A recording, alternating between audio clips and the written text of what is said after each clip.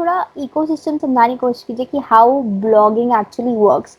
मतलब जब से हम शुरू करते हैं, जब तक हमें ब्रांड्स अप्रोच करते हैं, वो पूरा इकोसिस्टम। ये मैम जो बोलते हैं या फिर ये जो बोलते हैं, हमें वो करना चाहिए बिकॉज इनका जो इन्फ्लुएंस है वो बहुत स्ट्रॉन्ग पड़ता है उन लोगों के ऊपर। तो अगर मैं मैक्स के साथ कोलैबोरेशन कर रही हूँ, कैडबरी के साथ अगर मैं कोलैबोरेशन कर रही हूँ, Cadbury is already a known brand. वहां से शुरुआत होके फिर देयर इज नो लिमिट, है ना? हाँ, वहां से शुरुआत होगी, फिर जैसे जैसे ग्रोथ होगा तो वैसे वैसे।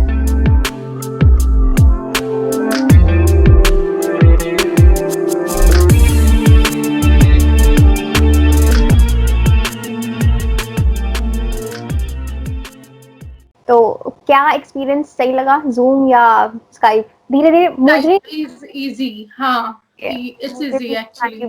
ठीक लगता है। ठीक है, तो फिर बताइए, क्या हाल है घर पे, कैसे हाल है? घर पे सब बढ़िया, आप कैसे हो और आपके घर पे? यहाँ पे भी सब ठीक है। मुझे अभी जैसे आज मेरा 21st डे है कोरोना होकर। ओह ओके, यू या वाज पॉजिटिव क्या? या बट ज्यादा तबीयत वगैरह खराब नहीं हुई थी, सब ठीक था। ओके, चलो ठीक ओके, है। स्टार्टिंग विद नागपुर की बड़ी blogger ji. That's so sweet. Life में और कैसे चली है ब्लॉगिंग एंड ऑल? कब से स्टार्ट किया अपनी थोड़ी जर्नी के बारे में थोड़ा बैकग्राउंड दो। ओके, तो मैंने ये स्टार्ट किया था 1 अगस्त 2018 को। ओके। तो यस, अभी 2021 को 3 साल हो जाएंगे। सही तो है। मैंने जब स्टार्ट किया तो मेरा मोटिव ऐसा बिल्कुल भी नहीं था कि मैं इतनी लाइक इतना ग्रो कर पाऊंगी या फिर इतना सब अच्छे से हो पाएगा।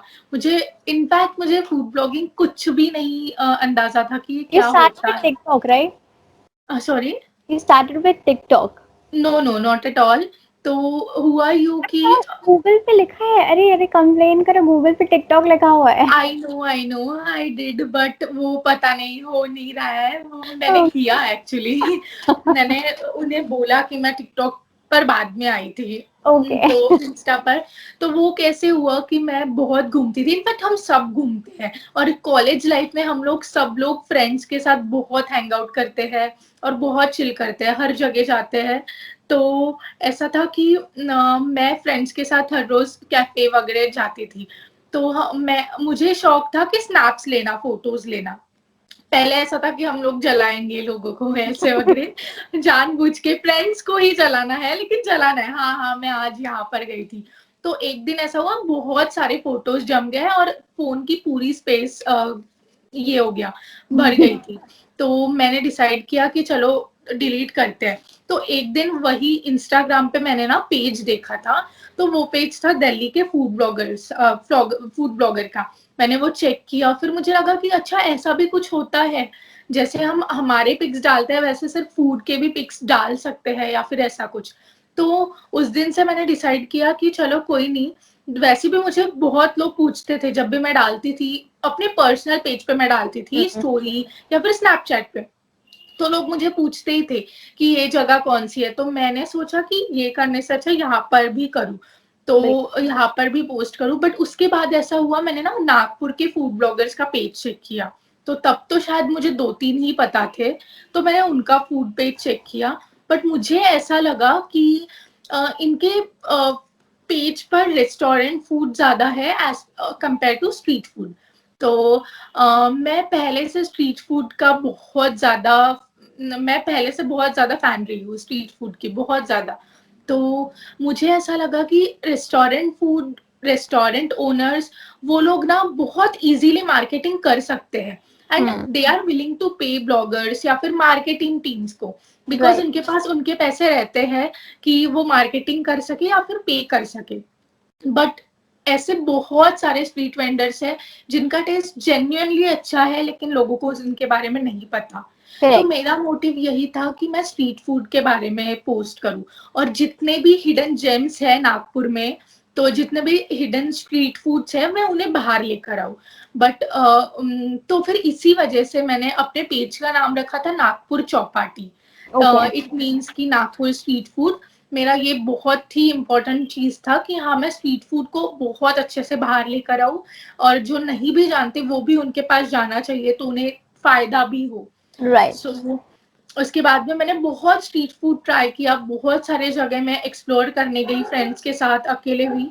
और ये सब होने के बाद में फिर नागपुर चौपाटी अच्छे से ग्रो करने लग गया। मुझे बिल्कुल आइडिया नहीं था, इनफैक्ट मुझे इतना सा भी कुछ आता था फूड ब्लॉगिंग का। मुझे बस इतना पता था कि मुझे पोस्ट करना है और जगह के बारे में लिखना है और क्या क्या होता है, फूड कैसा है, रिव्यू देना है, बस। तो वो सब मैं करते गई और बहुत अच्छे से, मतलब लोगों को बहुत अच्छा लगते गया। मुझे लोगों के डीएम्स आते गए कि वाह आप बहुत अच्छा काम कर रहे हो। तो उस चीज ने मुझे मोटिवेट किया और मैंने कभी भी पोस्ट करना नहीं छोड़ा। तो उस दिन से मैं पोस्ट कर रही हूँ। तो आज तक मेरा ऐसा भी एक भी दिन का गैप नहीं हुआ है, अगर मैं सच बोलूँ तो। और इंस्टाग्राम पे कंसिस्टेंसी इज अ की। तो कंसिस्टेंट जो रहता है वो एक ना एक दिन ग्रो करता ही है। तो इसी वजह से मुझे लगता है कि मैं आज जहाँ पर भी हूँ तो वो एक कंसिस्टेंसी एक रही है, एक बहुत बड़ा फैक्टर। और तो इस तरीके से मैं फूड ब्लॉगिंग में आई। बट कुछ दिनों बाद फिर जब मेरा पेज अच्छे से ग्रो हुआ, फिर ऐसा था कि मुझे पुणे शिफ्ट होना था फॉर 6 मंथ्स डिजिटल मार्केटिंग के लिए। तब तक मेरी इंजीनियरिंग हो चुकी थी और तब मेरा ऐसा था कि मुझे पुणे शिफ्ट करना था फॉर डिजिटल मार्केटिंग। तो मुझे पुणे से भी इनवाइट्स आने लगे, बट वो लोग बोलते थे कि नाम रिस्ट्रिक्ट करता है पुणे का फूड ओके, डालने के लिए। हाँ, नागपुर। It was Nagpur Chowpatty. तो नाम बहुत रिस्ट्रिक्ट करता था। फिर मुझे लगा कि अच्छा मैं मुंबई भी जाऊंगी तो भी ऐसा ही होगा, या फिर मुझे अगर बाहर का भी कुछ एक्सप्लोर करना है तो नाम रिस्ट्रिक्ट करेगा। तब मैंने जाकर नागपुर चौपाटी का रुचिका सटकर में कन्वर्ट किया। तभी भी लोगों ने बहुत साथ दिया कि नहीं, दैट इज गुड आइडिया, ये बहुत अच्छा आइडिया है वगैरह। तो ऐसे मेरे पेज की शुरुआत हुई। आप जनरली बताइए कि आपका जो ग्राफ रहा है ऑफ ग्रोथ वो कैसा रहा है? ओके। तो इंस्टाग्राम का अल्गोरिदम के हिसाब से जो हमारा ग्राफ रहता है ना, वो कभी भी हम समझ नहीं पाते। तो ग्रोथ तो काफी अच्छी रही है, मैं ये डेफिनेटली बोलूंगी। लेकिन एक टाइम ऐसा भी आता है कि कभी कभी डिक्रीज में भी जाता है। इट्स ऑन इंस्टाग्राम अल्गोरिदम, और हम कैसे काम करते हैं और कितने लोग हमारा पेज शेयर कर रहे हैं, वो सब कुछ चीज देख के वो ग्रोथ रहती है। बट मैंने 2018 से 2021 अभी चल रहा है, तो तब तक के मुझे ऐसा लगता है कि मेरे हिसाब से मेरा पेज मैंने बहुत अच्छे से मेंटेन किया और बहुत अच्छा ग्रोथ रहा। इनफैक्ट लोगों का बहुत सपोर्ट है इसमें, मेरे फॉलोअर्स जितने भी हैं वो लोग सच में शेयर करते हैं मेरा कंटेंट। तो एक बहुत ही अच्छी चीज वो मुझे लगती है, सबसे बेस्ट चीज। तो ग्रोथ फैक्टर तो बहुत बढ़िया है। बट हाँ, कभी कभी डीमोटिवेशन आता है बिकॉज ऑफ डिक्रीजिंग नंबर्स। कभी कभी ऐसा होता है कि कभी कभी रीच हो जाती है 10 मिलियन, तो कभी कभी 2 मिलियन भी नहीं। और ये एक चीज थोड़ा मतलब डीमोटिवेट करती है। बट नहीं, हमें पता है कि अगर वो डिक्रीज हो रहा है तो एक दिन इंक्रीज भी होगा। तो इट्स जस्ट अ फेस करके हमें आगे बढ़ना है। तो ग्रोथ फैक्टर तो बहुत अच्छा रहा। So talking about your growth, आप मुझे ये बताइए कि जैसे आप पिछले 3 साल से काम कर रही है, तो आपको ऐसा जी। कब लगा कि अब जो है आप हिट करने वाली है? मतलब ऐसा कोई एक फैक्टर होगा जैसे पिछले 1 साल में आपका बज़ अचानक से आया, या आप स्टार्टिंग से ही या सेम ग्रोथ एब्सोल्युटली। रहा? हाँ, तो इसके बारे में मैं बोलूंगी कि डेफिनेटली पिछले 1 साल में, जैसे आपने मुझे बोला कि जैसे ही लॉकडाउन स्टार्ट हुआ, तो लॉकडाउन के लगने के बाद हमें पता था कि हमारे पास कंटेंट नहीं है। जैसे कुछ लोग स्ट्रीट फूड कवर करते थे, कुछ लोग रेस्टोरेंट फूड, या फिर दोनों भी अगर कवर कर रहे हैं। तो लॉकडाउन लग गया पिछले साल, जैसे ही लॉकडाउन लगा, तो अगर मतलब नहीं था कि हम रेस्टोरेंट फूड या स्ट्रीट फूड भी डाल रहे हैं तो लोग जा नहीं सकते हैं कहीं बाहर, या फिर वो सब कुछ बंद है जहाँ जहाँ के बारे में हम डाल रहे हैं। तो बिल्कुल भी मतलब नहीं है वो पोस्ट करने का। करेक्ट। तब मैंने सोचा कि क्यों ना मैं अपना खुद का रेसिपी स्टार्ट करूं। और तब मैंने ये सोचा कि रेसिपीज भी बनानी है, तो भी बहुत सारे ऐसे शेफ है कि जो बहुत अच्छी रेसिपीज बनाते हैं, तो वो लोग मुझे क्यों फॉलो करें, ऐसा मुझे लगा था। बट जब मैंने बनाना स्टार्ट किया तो मैंने ये सोचा कि हमारे घर पर जितने इंग्रेडिएंट्स है लॉकडाउन में एट प्रेजेंट अवेलेबल है, बहुत ही कम इंग्रेडिएंट्स के साथ कुछ लेकर आओ, बहुत ही कम इंग्रेडिएंट्स के साथ रेसिपीज बनाओ। तो अगर आप मेरी स्टार्टिंग की रेसिपीज देखेंगे तो बहुत ही जैसे 3 इंग्रेडिएंट्स रेसिपीज जो इजीली अवेलेबल है, जैसे आटा वगैरह, रवा वगैरह। तो इन चीजों से मैंने रेसिपी बनाना स्टार्ट किया। तो वो रेसिपीज बहुत हिट कर गई और बहुत अच्छे से चलने लग गई। कुछ कुछ रेसिपीज 10 मिलियन 20 मिलियन वो क्रॉस कर गए। तो वो मैं डेफिनेटली बोलूंगी कि वो एक ग्रोथ फैक्टर मेरा रहा है, और उसी ने बज़ क्रिएट किया इंस्टाग्राम पर। एंड फिर जब इनफैक्ट मेरा 1 लाख से 1,25,000 का जो ये था टाइम अमाउंट, तो वो सिर्फ 1 मंथ का था। जब मैंने स्टार्टिंग में शुरू किया तब 25,000 होने के लिए मुझे ऑलमोस्ट 8 मंथ्स लग गए थे, 6 to 8 मंथ्स। तो वो एक चीज मैं बोलूंगी कि हाँ, वो एक बहुत ही अच्छा ग्रोथ फैक्टर, और ये सब की वजह है लाइक बहुत यूनिक कंटेंट मैंने ट्राई किया बनाने का, लोगों को हंसाने का, कॉमेडी कंटेंट ट्राई किया, ऐसे अलग अलग एंटरटेनमेंट के लिए या फिर रेसिपीज ऐसे ट्राई किया, तो वो एक factor. So my next question is कि जैसे आप, मैंने भी देखा कि आप अभी रिसेंटली आप काफी सारे ब्रांड्स के साथ आपने काम कर लिया है, लाइक स्मॉल ब्रांड्स नहीं, अच्छे खासे ब्रांड्स लाइक मैक्स के साथ, डेयरी मिल्क के साथ, हल्दीराम के साथ आपने कोलैब किया है। सो मुझे ये बताइए कि ब्रांड्स कितने रिलाई करते हैं ब्लॉगर्स पे? सी मुझे ऐसा लगता है कि इन्फ्लुएंसर जो होते हैं, not only me, I am not talking about me, जो भी इन्फ्लुएंसर है, तो उन्हें इन्फ्लुएंसर क्यों बोलते हैं? क्योंकि वो लोगों को इन्फ्लुएंस करते हैं इन अ गुड वे।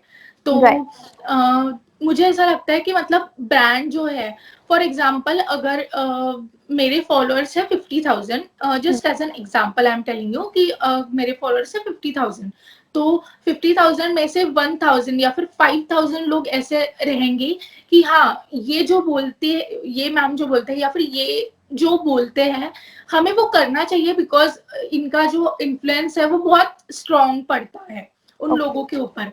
तो अगर मैं मैक्स के साथ कोलैबोरेशन कर रही हूँ और मैंने अगर उनकी कुर्ती पहनी है, तो मतलब इन्फ्लुएंसर्स को वो यकीन होता है कि हाँ, अगर मेरी स्टोरी 25,000 लोग देख रहे हैं, तो 25,000 में से एटलीस्ट 1,000 या 2,000 भी लोग ये जरूर खरीदेंगे, उन्हें ये जरूर पसंद आएगा ऐसा। या फिर कैडबरी के साथ अगर मैं कोलैबोरेशन कर रही हूँ, Cadbury is already a known brand, तो अगर उनके साथ मैं कोलैबोरेशन कर रही हूँ, तो अगर मैं, उन्होंने कुछ नई चीज लॉन्च की है, फॉर एग्जाम्पल ओरियो मूज एंड एनीथिंग लाइक दैट, तो उनके साथ भी अगर कोलैबोरेशन हो रहा है, तो वो लोगों के सामने आ रहा है कि हाँ, इनके साथ ये हुआ है, ये काफी अच्छा लग रहा है, ये ट्राई कर रहे हैं और ये जेन्युइन रिव्यू देते हैं, तो हमें बिल्कुल ट्राई करना चाहिए। तो इस हिसाब से ना ब्रांड्स को काफी फायदा होता है एंड इन्फ्लुएंसर को भी फायदा होता है कि वो इतने बड़े बड़े ब्रांड्स के साथ काम कर रहे हैं, तो दोनों के लिए बहुत अच्छी चीज होती है कोलैबोरेशन। ओके, सो आप मुझे एक एवरेज या फिर एक अप्रोक्सीमेट अमाउंट दे सकते हैं कि कितने थाउजेंड ब्लॉग, मतलब जो फॉलोअर्स होते हैं उसके अकॉर्डिंग एक एवरेज, अगर फुल टाइम अगर कोई ब्लॉगर हो तो उसका पर मंथ कितना इनकम हो सकता है? मुझे ऐसा लगता है कि सिर्फ ब्लॉगिंग पे अगर डिपेंडेंट है, कोई इंसान सिर्फ ब्लॉगिंग कर रहा है या फिर सोशल मीडिया ही उसका सब कुछ है, और उसके फॉलोअर्स फॉर एग्जांपल 1 मिलियन है, या फिर 1 मिलियन बहुत ज्यादा हो जाएंगे, लेकिन हम 1 लाख तक ही सोचते हैं फिलहाल। 1 लाख ही फॉलोअर्स, 1 लाख फॉलोअर्स हैं उनके, तो 20,000 वो आराम से अर्न कर सकते हैं। तो ये सिर्फ ब्लॉगिंग से है, मतलब सिर्फ ब्लॉगिंग, रेस्टोरेंट वगैरह, या फिर ब्रांड एंडोर्समेंट्स इसमें इंक्लूड हो जाएंगे? नहीं, एवरीथिंग एवरीथिंग, क्योंकि हमें भी बताया ना कि इंस्टाग्राम पे किसी को पे नहीं करता, तो मैं सिर्फ इंस्टाग्राम की बात कर रही हूँ। यूट्यूब का तो बहुत अलग हो गया, यूट्यूब पर आपके 1 लाख सब्सक्राइबर्स है तो ये बहुत बड़ी चीज है और आप बहुत कुछ अर्न कर सकते हो उससे। बट इंस्टाग्राम पर 1 लाख है तो इंस्टाग्राम पे नहीं करते। बट हाँ, जो भी ब्रांड आते हैं उसके बाद में फूड रिव्यू, रेस्टोरेंट रिव्यू, बहुत कुछ रहता है, तो उसके जरिए एटलीस्ट 20,000, 15,000 मैं बोलूंगी, 15,000 to 20,000 इनके बीच में आप कर सकते हो आराम से। वहां से शुरुआत होके फिर देयर इज नो लिमिट, है ना? हाँ, वहां से शुरुआत होके फिर जैसे जैसे ग्रोथ होगा तो वैसे वैसे बिल्कुल ब्रांड्स अगर देखते हैं, ब्रांड्स को भी समझ में आता है, तो उसके हिसाब से पे आउट। ओके, सो आप जैसे पिछले 3 साल से काम कर रहे हैं और काफ़ी अच्छा, तो हमें थोड़ा इकोसिस्टम समझाने की कोशिश कीजिए कि हाउ ब्लॉगिंग एक्चुअली वर्क्स। मतलब जब से हम शुरू करते हैं जब तक हमें ब्रांड्स अप्रोच करते हैं, वो पूरा इकोसिस्टम कैसे रहता है? जैसे आपने बताया कि कंसिस्टेंटली हमें डे बाय डे अपलोड करने पड़ते हैं ताकि फॉलोअर्स गेन करते रहे, फिर वहाँ से कैसे ब्रांड्स हमें कांटेक्ट करते हैं और क्या पूरा इकोसिस्टम कैसे वर्क करता है, हमें ब्रीफ में बता दीजिए। ठीक है, चलेगा। तो सबसे स्टार्टिंग में तो बहुत इम्पोर्टेंट चीज़ है कंसिस्टेंसी, जैसे मैंने पहले भी बताया। अगर आप इंस्टाग्राम पर पेज बना रहे हो, तो आपको कंसिस्टेंट रहना इज़ अ की। और अच्छा कंटेंट अपलोड करो जो लोग शेयर कर सके। जो जितने लोग शेयर करेंगे, एक इंस्टाग्राम का एल्गोरिदम ये बहुत अच्छा है कि जितने लोग आपका कंटेंट शेयर करेंगे, तो उतना ही ज़्यादा लोगों तक वो पहुँचेगा। ये हर किसी का होता है, इनफैक्ट फेसबुक, यूट्यूब, जितने लोग आपका कंटेंट शेयर करेंगे उतना ज्यादा वो लोगों तक पहुंचते जाएगा। तो राइट। उसे ही कहते हैं वायरल कंटेंट। ओके। वो एक चीज होती है वायरल कंटेंट की। तो जितने लोग शेयर कर रहे हैं वो एक बेस्ट चीज है। कंसिस्टेंसी, देन उसके बाद में कंटेंट इज अ की, जो मैंने आपको बताया। और तीसरी चीज है कि हार्ड वर्क करना ही पड़ेगा, जैसे बाकी अदर फील्ड्स में है। आपको भी कंटेंट बनाना है तो उसमें भी हार्ड वर्क आता ही है। तो ये 3 चीज़ हो गए। ये 3 मेन फैक्टर हैं इंस्टाग्राम पे या फिर किसी भी सोशल मीडिया पर आपको अपना चलाने के लिए। एंड उसके बाद में अगर आपको ब्रांड के कोलैबोरेशंस जैसे हम बोल रहे हैं, तो ब्रांड के कोलैबोरेशंस ऐसा नहीं है कि आपकी फॉलोअर्स देख कर आएँगी। लेकिन ओके। किसी-किसी के 5 लाख है, तो किसी-किसी के सिर्फ 5000, बट फिर भी उन्हें ब्रांड कोलैबोरेशंस मिल रहे हैं। क्यों? क्योंकि उनका ना रीच अच्छा होता है, उनका एंगेजमेंट अच्छा होता है। ये कुछ फैक्टर्स हैं। एंगेजमेंट मतलब वो अपने फॉलोअर्स के साथ कितना एंगेज कर रहे हैं और ओके। कितने लोगों तक उनका प्रोफाइल पहुंच रहा है और वो कैसे इन्फ्लुएंस कर रहे हैं लोगों को। तो वो सब कुछ ब्रांड देखता है और फिर ही वो कोलैबोरेशन के लिए मेल करेगा या फिर डीएम करेगा। फिर आपको उन्हें डीएम बैक करना है या फिर मेल बैक करना है, और इसी तरीके से फिर प्रोसेस कोलैबोरेशन का स्टार्ट होता है। तो अगर कोई ब्रांड है और उनके पास अगर ब्लॉगर्स को अगर वो लोग अप्रोच नहीं करना चाहते हैं, तो फिर आपको क्या लगता है कि उनके पास ब्लॉगर्स के जितना एस्टैब्लिश कौन सा ऑल्टरनेटिव है या नहीं है अवेलेबल मार्केट में? What do you think? एक तो ब्रांड्स क्या करते हैं, सबसे पहले डिजिटल मार्केटिंग, उनका पेज हैंडल करना ये डिजिटल मार्केटर्स को दे देते हैं। ये एक वे होता है प्रमोशन का, और दूसरा वे है कि इन्फ्लुएंसर्स के थ्रू। बट मुझे ऐसा लगता है कि बेस्ट वे जो होता है, क्योंकि हम डिजिटल मार्केटिंग से ना कुछ ऑडियंस तक पहुंच सकते हैं एड्स वगैरह करके। बट इन्फ्लुएंसर के जरिए अगर प्रमोट कर रहे हैं, तो वो सच में लोगों को इन्फ्लुएंस करता है लेने के लिए। और लोग सच में इन्फ्लुएंस होते हैं क्योंकि उन्हें वो अच्छा लगता है। और जैसे मैंने अभी एक ब्रांड के साथ, मिक्सर ब्रांड के साथ काम किया। It's a blender juicer. तो मैं इनका हर इसमें यूज कर रही हूँ, ब्लेंडर का हर एक वीडियो में ब्लेंडर का यूज कर रही हूँ। बट कुछ कुछ वीडियो में ना नाम नहीं दिखाई दे रहा है कि ये कौन सा है। तो मुझे लोग सच में डीएम करते हैं कि मुझे ये खरीदना है, तो प्लीज मुझे लिंक भेजिए। तो अब तक ये 2000 लोगों ने ऑलरेडी ये परचेस कर लिया है। तो वो बहुत बड़ी बात होती है कि एक इंसान से आपको 2000 लोगों का फायदा हो रहा है, and the price is 3000 rupees. तो वो बहुत ज्यादा हो जाता है। तो सही। मुझे ऐसा लगता है बहुत ही अच्छा बेनिफिट मिलता है इन्फ्लुएंसर मार्केटिंग से। ओके, सो आपको नहीं लगता कि इन्फ्लुएंसर का ऑल्टरनेटिव है कुछ अभी फिलहाल के जरिए? हाँ, अभी फिलहाल मुझे नहीं लगता है, मतलब। ठीक है। तो my last question to you is कि जैसे जब इनिशियली हम ब्लॉगिंग कल्चर की अगर बात करते हैं, तो blogging culture was started with article writing, है यस। ना? तो हाँ। जैसे पहले के लोग जब ब्लॉगिंग हम बात करते थे, तो हमें मैगजीन्स में, न्यूज़पेपर्स में हमें आर्टिकल्स आते थे कि इन्होंने ये ट्राई किया या इस रेस्टोरेंट के बारे में ये रिव्यू आया है। और पहले इतना नहीं था, मतलब डिजिटल कल्चर ऑफ ब्लॉगिंग नहीं था इतना ज्यादा। बिल्कुल। व्हाट डू यू थिंक कि आफ्टर ये जो कल्चर मतलब अभी चेंज आया है, जो ट्रेडिशनल ब्लॉगिंग था उसकी क्या रीडरशिप खत्म हो गई है या कम हो गई है? हाँ, मैं एक चीज़ मतलब बोलूँगी कि जैसे पहले ना बहुत कम ब्लॉगर्स थे और एकदम ट्रेडिशनल वे में ब्लॉगिंग करते थे। और अभी ऐसा होता है कि हमें जानने के लिए मिलता है कि बहुत सारे रेस्टोरेंट को ब्लॉगर्स डीएम करके परेशान कर देते हैं कि आप सिर्फ हमें फ्री फूड दो और हम आपका पूरा प्रमोशन कर देंगे। आप 30 लोगों का फ्री फूड दो, हम एक पोस्ट डाल देंगे। ये कल्चर बहुत रॉन्ग है, बहुत ज़्यादा गलत है।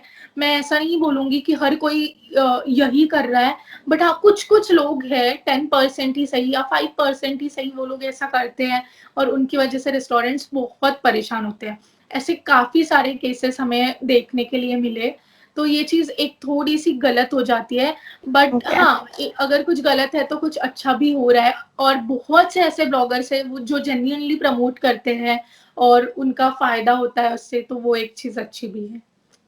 तो वो जो आर्टिकल्स लिखते थे, जो बड़े बड़े आपने देखे होंगे ऐसे ब्लॉगिंग के आर्टिकल्स, तो उनकी रीडरशिप फिर खत्म हो गई है ना, मतलब वो ट्रेडिशनल ब्लॉगिंग मेथड खत्म हो गया है, मतलब पूरा वैनिश्ड या फिर एकदम अच्छा अच्छा, मिनिमाइज। वेबसाइट्स यू आर हाँ हाँ टॉकिंग हाँ, अबाउट। नहीं करेक्ट। नहीं, वो भी बहुत अच्छे से अभी भी चल रहा है।